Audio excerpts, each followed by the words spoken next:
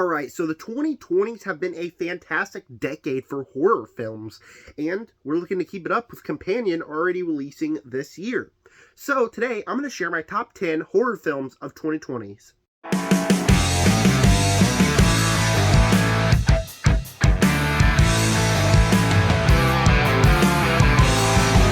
Before I get started, please make sure to share your top 10 horror films of the 2020s down below in the comment section. I'm a huge horror fan. I absolutely adore horror movies, so this list was very hard to make to narrow it down to just exactly 10 films.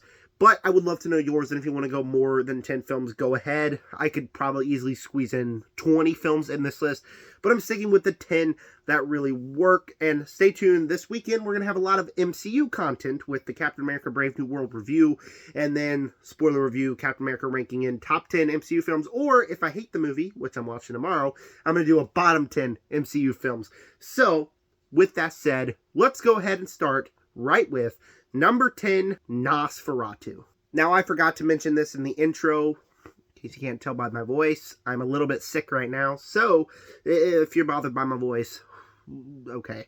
Number 10, Nosferatu. Number 10 and number 9 were very hard to find the placing here, because there's 3 movies that could fit in here.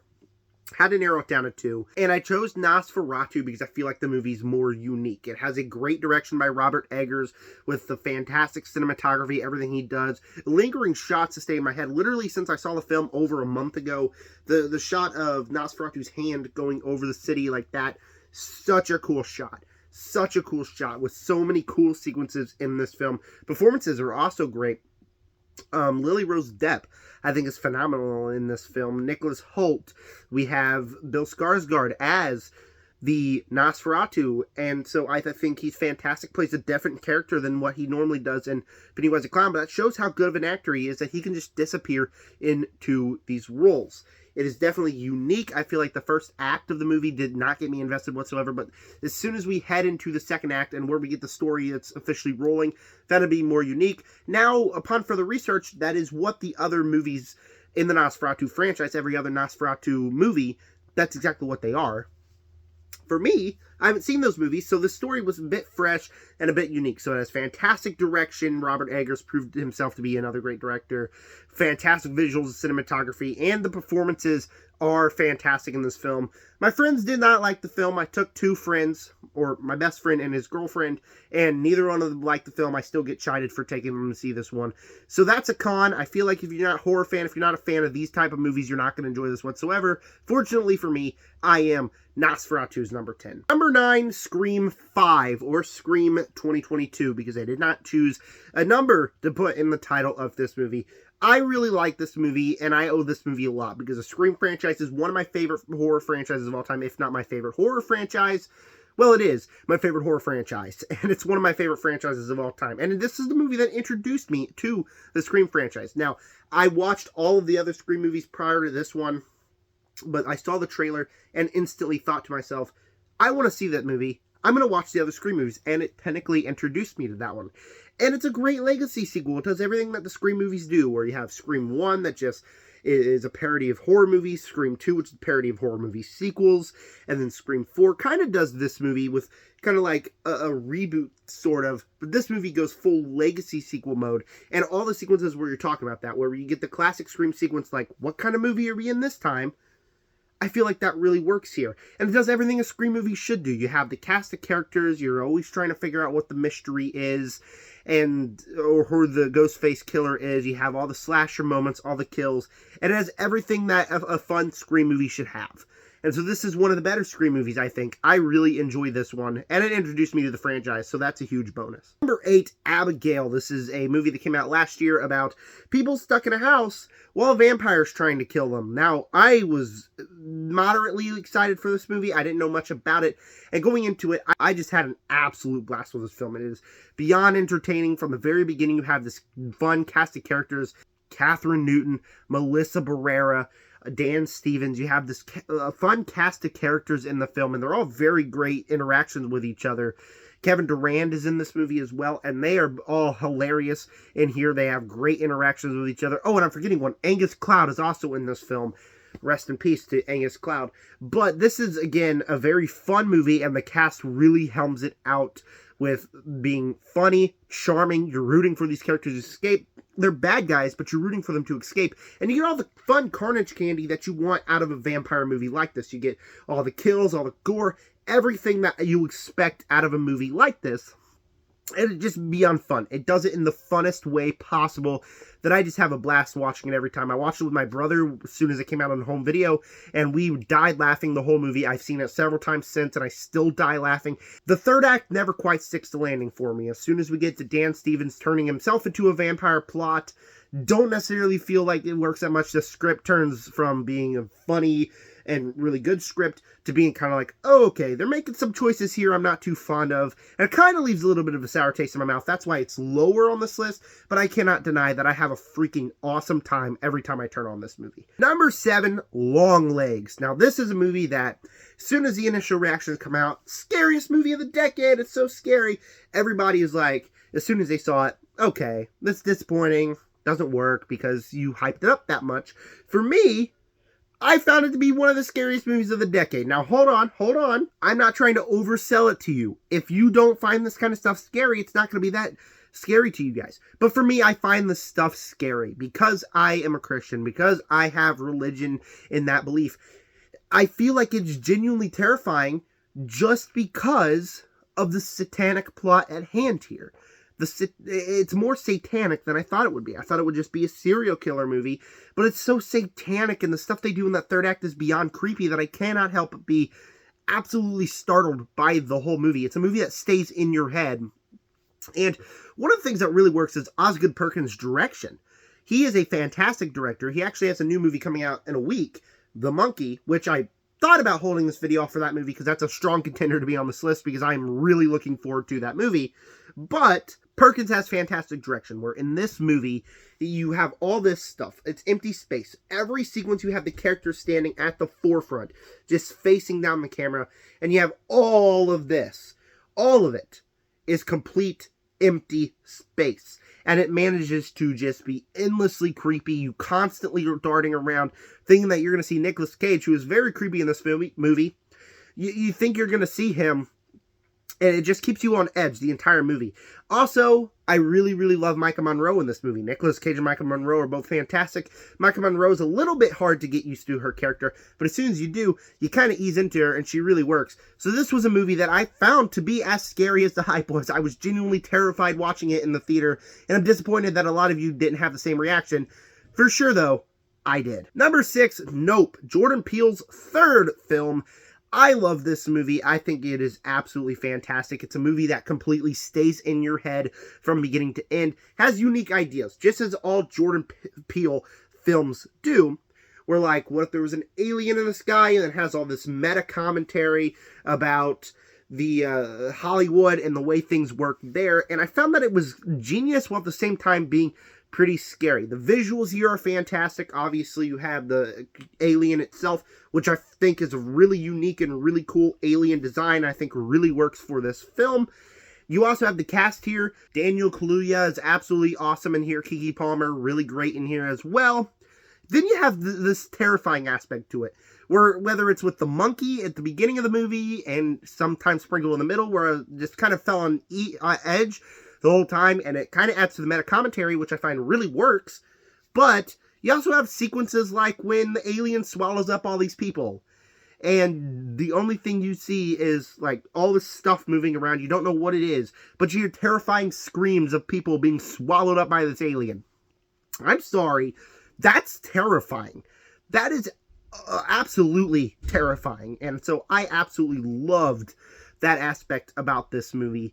And so with all the meta commentary, everything that this film uses for its advantage, I think Nope really rocks. I really liked it, and it is personally my favorite of Jordan Peele's movies. Kicking off our top 5, Terrifier 3. This is my introduction to Terrifier franchise, because this was the first Terrifier film that I have watched. I was very nervous to go into this franchise. It takes a lot for me to be in the mood for a gore fest movie, and so very nervous to dive into the franchise, so I went into this one blind, and I thought this film really, really works. It has this whole vibe to it. It's kind of Christmas vibe, that it kind of feels like an old-fashioned Christmas movie. You kind of have it kind of feels like you put in a VHS or a DVD when I was younger and just watch it. That's the kind of vibe the movie has, but you also have Art the Clown, who's David Howard Thornton, who is phenomenal in here, just absolutely murdering and brutally torturing people.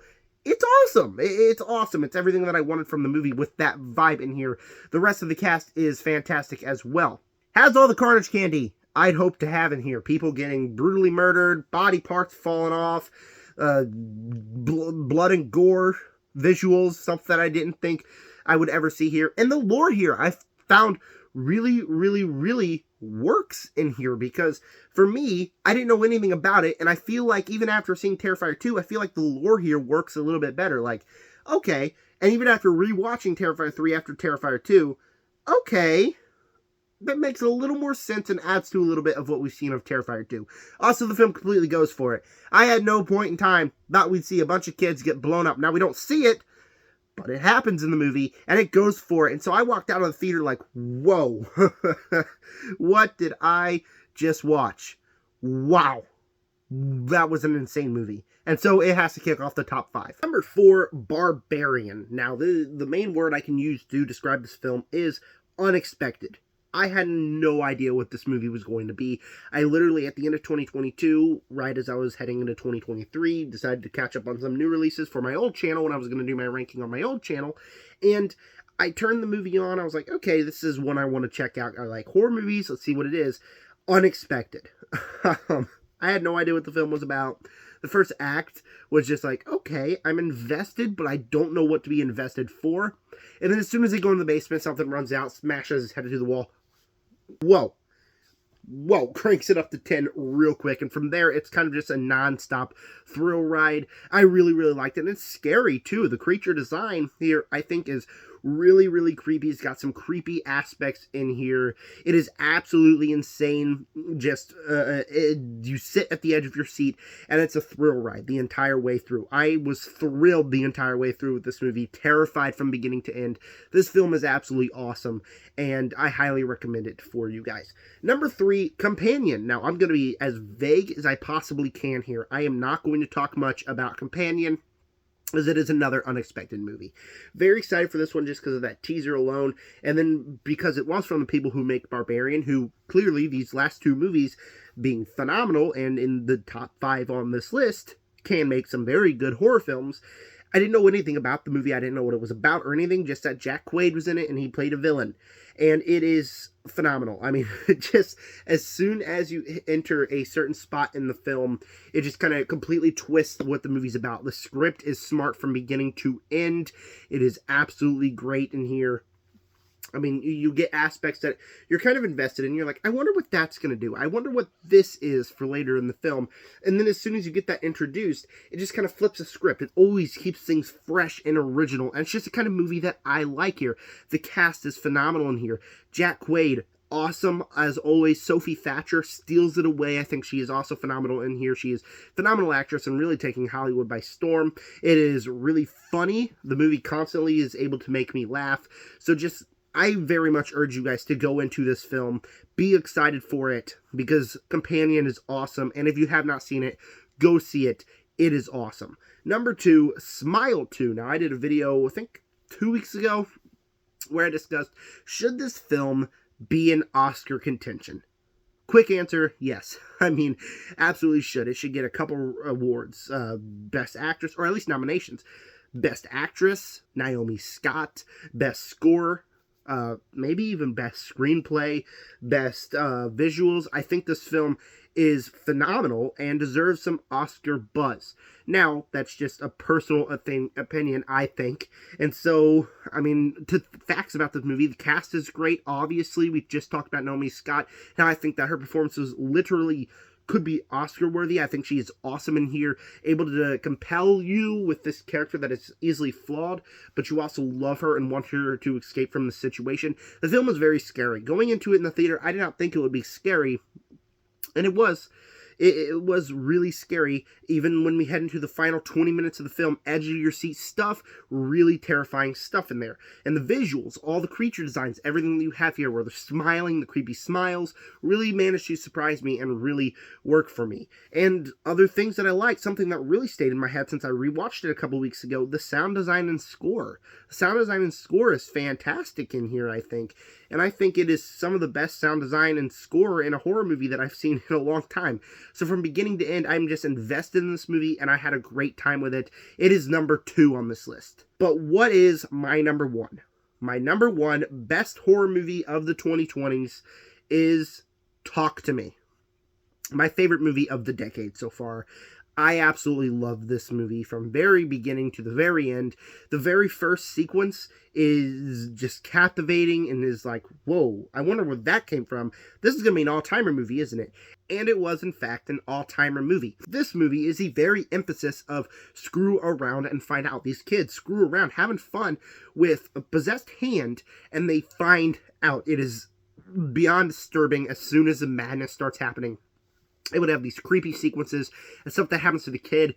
You don't really see it happen to kids in movies. And so when it happens to this kid, it's just disturbing and able to be like, okay, I did not like watching that, but at the same time, you love watching that. Able to keep you on the edge of your seat and constantly invested. The ending is even crazier because constantly throughout the movie, I didn't know where it was going, and when we reached the end destination, where we reached the end point of what we're heading for here, it really works. It is really creepy. It is really sad, honestly, and it is a fantastic movie. It is my favorite horror movie of the decade so far. What is yours? Down below in the comment section. Stay tuned for some MCU content coming later this week and into the weekend. Thank you guys for clicking on this video. And with that said, subscribe.